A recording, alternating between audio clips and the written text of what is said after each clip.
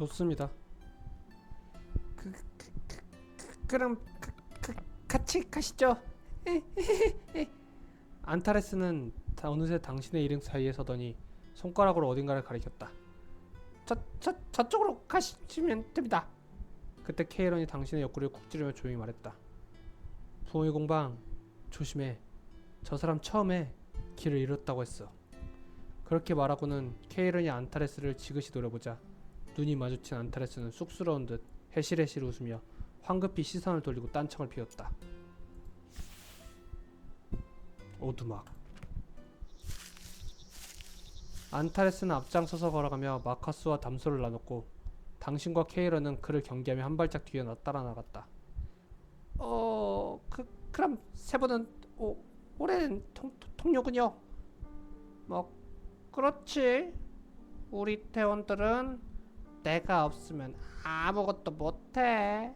아주 철부지들이 따로 없어.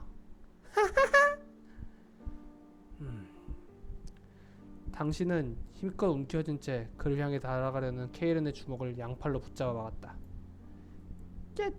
역시 마커스 씨가 리더였군요.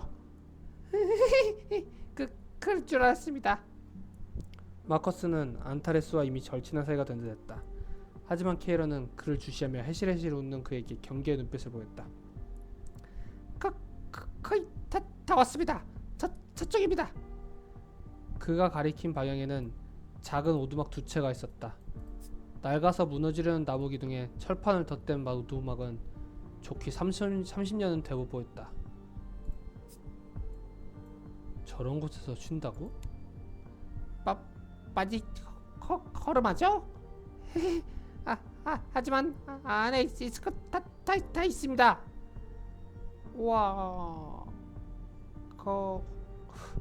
원래 오두막은 다 이렇게 생겼어요? 충격과 절망의 감정이 교차한 마커스는 탄식을 내뱉었다. 마커스는 실망한 기색을 감추지 못해 눈썹이 축 늘어졌지만 안타레스의 눈치를 보고 억지로 표정을 폈다. 그럼 같이 가시죠. 생각보다 지내말 할 겁니다. 오두막은 내부가 하나도 보이지 않을 만큼 어두웠고 마당에는 작은 모닥불을 피운 흔적과 여러 사람들이 이용할 수 있는 식기가 테이블 위에 올려져 있었다. 주위를 둘러본다. 당신은 경계를 풀지 않고 주위를 둘러보았다. 뭐해? 얼른 들어가서 쉬자. 나 더는 못 걸어. 쉿! 당신과 케이런이 주위를 둘러보자 어두컴컴한 오두막 내부에서 요란 소리가 들렸다. 부엉이 공방, 너도 들었지? 오두막 안에 누군가 있어. 안타레스! 우리에게 뭘 숨기고 있는 거지? 케이런의 추궁에 안타레스는 화들짝 놀라 어깨를 들썩이고는 겁먹은 강아지처럼 마커스 뒤로 숨었다. 안타레스, 솔직하게 말해. 안타레스, 우리를 왜 여기로 데려온 거지?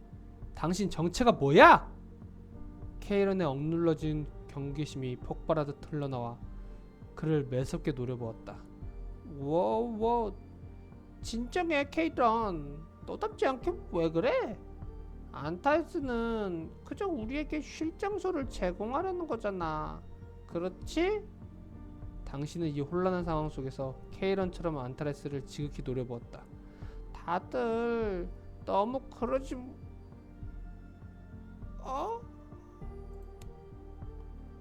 당신과 케이런을 설득하던 마커스는 말을 끝내지 못했다. 등 뒤에서 서슬퍼런 날부치가 그의 배를 뚫었기 때문이다. 그의 복부를 관통한 칼끝이 보인 순간 당신은 아무 말도 할 수 없었다. 이게 무슨? 마커스가 뜨거운 액체를 뿜으며 바닥에 엎어졌다.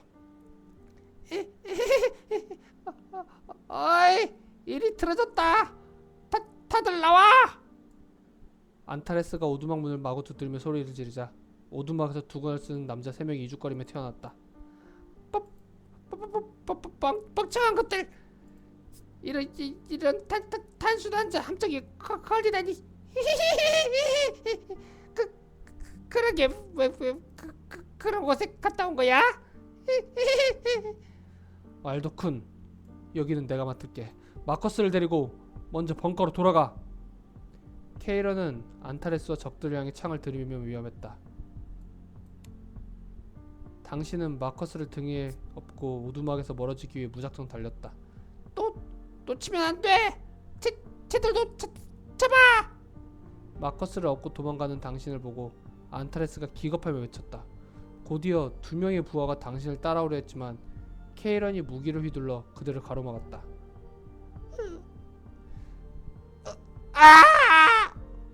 등 뒤에서 날붙이끼리 난폭하게 부딪히는 소리와 비명이 슬쩍 들려왔다. 당신은 비명의 주인이 케이런이 아니길 빌며 나무 사이를 비집고 뛰어갔다. 그렇게 정신없이 뛰어서 아무 소리도 나지 않자 등에 엎여있던 마커스의 숨이 굉장히 가빠지고 있는 것이 들렸다.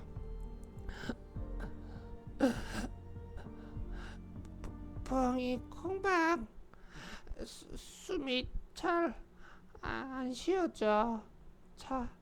잠시 내려줘. 당신은 큰 나무에 마커스가 등을 기댈 수 있도록 내려놓았다. 그리고 지혈을 위해 마커스의 상처 부위를 살펴보았다.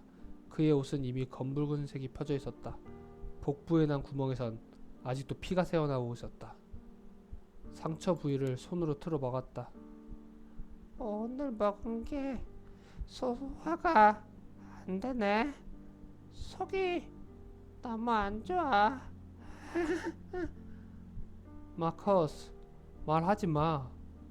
우선 지혈부터 하자.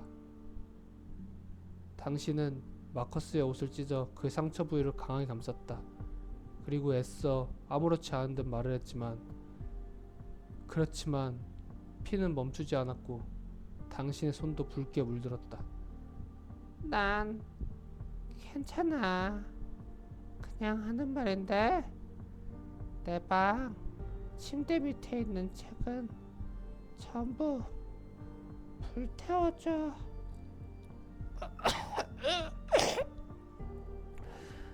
마커스가 작게 기침하자 가래처럼 탁한 피가 입에서 흘러나왔다. 부엉이 공방, 내 동생들 루카랑 마테는 아직 너무 어려. 네가 잘 챙겨줘. 계속 말해. 나 벙커 밖에 나온 것만으로 만족해. 정말 나올 수 있을지 몰랐어. 진짜 햇빛은 이렇게 어우 뜨거. 햇빛 좀 가려줘, 부엉이 공바. 당신은 몸을 돌려 그를 위해 작은 그늘이 되어주었다. 루카와 마테도 이 햇빛을 느껴봐야 하는데. 상처를 감싼 마커스의 손을 누르며 지혈을 돕고 있었지만 그의 몸에 힘이 점점 풀리는 것이 느껴졌다. 마커스! 아빠 안 잔다. 마커스가 살며시 눈을 뜨고 슬쩍 미소 지었다.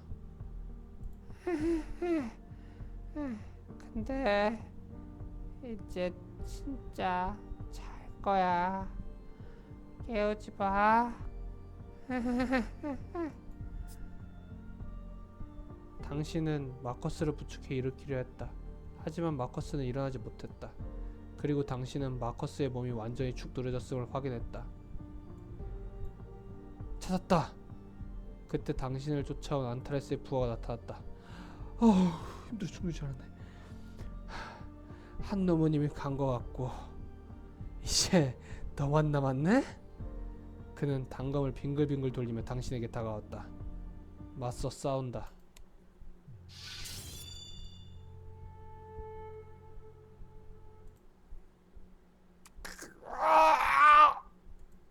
당신은 남자에게 최후의 이격을 가했다.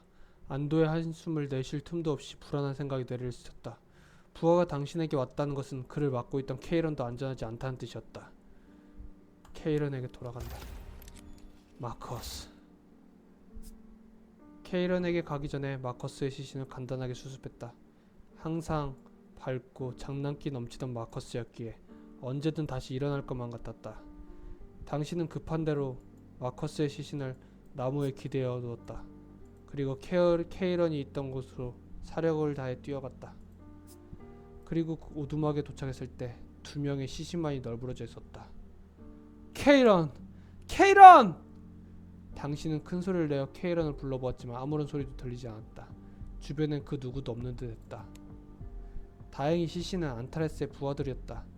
한 명은 흉부가 뚫렸고 다른 한 명은 목에 큰 상처가 나서 즉사한 듯 했다. 그리고 누구의 피인지 모를 핏자국과 두 명의 발자국이 숲 안쪽을 향해 키를 만들어 놓았다. 추적을 포기한다. 흔적을 장난해? 이 상황에서 추적을 포기한다고? 무조건 흔적을 추적한다. 흔적을 따라 당신은 산 아래로 내려가기 시작했다. 핏자국은 얼마 안가 끊어졌지만 두 명의 발자국은 산 아래로 계속 이어졌다. 발자국이 향하는 방향에는 작게 연기가 피어오르는 것이 보였다. 계속 발자국을 따라가고 싶었지만 하늘은 당신의 편이 아니었다. 먹구름이 가득한 하늘에 구멍이 뚫린 듯 비가 쏟아지기 시작했고 발자국은 빗물에 흩어져 엉망진창이 되었다. 이제 케이런을 찾기 위해서는 연기가 피어오르는 방향으로 걸어가는 수밖에 없었다.